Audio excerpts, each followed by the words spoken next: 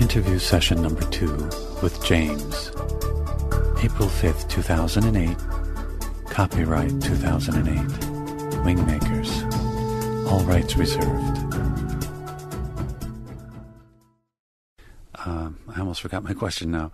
I got so carried away by your compliment. Okay, back to it. The question's about kids. As you know, I have 4 of them. And it seems like there's just more pressure for kids than there was in my time growing up. What's your view of kids these days, and what prospects do they have? I guess what I mean is that the news isn't that bright. Things like global warming or energy shortages, food prices going up, water shortages, overpopulation, yada yada. When you look underneath the covers, there's a lot of potential problems looming. Well, yeah, as you know, I haven't had the honor of raising children myself, so I'll begin my response with that admission. It's a complex set of questions you've raised. Let me start by saying that the children become entrained to their culture by the age of 5. If their culture is fear-based, they themselves will generally, with few exceptions, learn this fear. This fear negates or diminishes trust, not only in the outside world or universe, but more importantly in themselves. This distrust expresses itself in very, very subtle characteristics, many of which are not even noticed by parents because they are generational. If children grow in fear, they tend to define themselves in terms of mortality, vulnerability, and isolation. These qualities strangle the expansiveness and scope of spirit that courses through their nervous system, their hearts and minds. Oh, just one moment.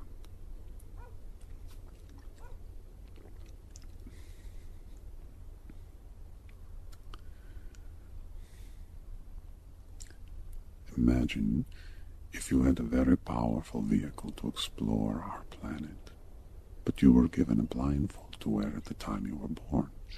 The only oddity of this blindfold is that it's relatively transparent at birth.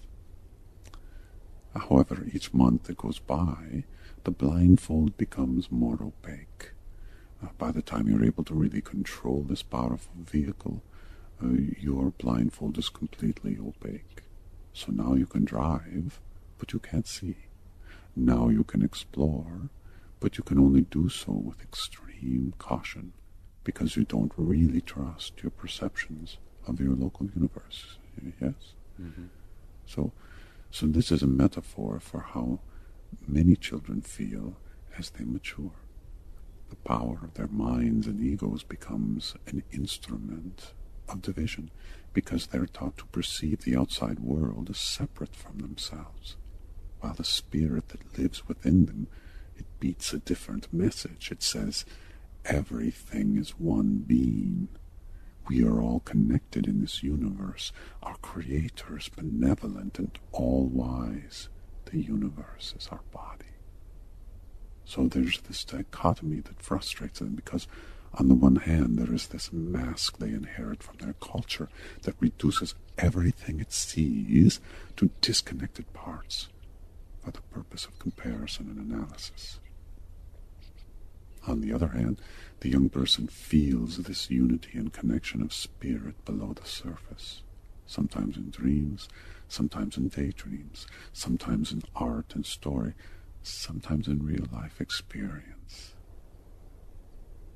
Children and young adults can access the intuitive wisdom through the harmonization of their hearts and minds and a bold trust of their instincts, but the flair and glamour of the pop culture has a very strong magnetism. The access to their intuitive wisdom is seldom found once the child creates their social persona or protective mask that they wear, which gives them a corridor to retreat from the responsibility of higher awareness and purposeful energetic contribution. There are some children and young adults that break this conditioning of the social and cultural order, but not in high numbers or ratios.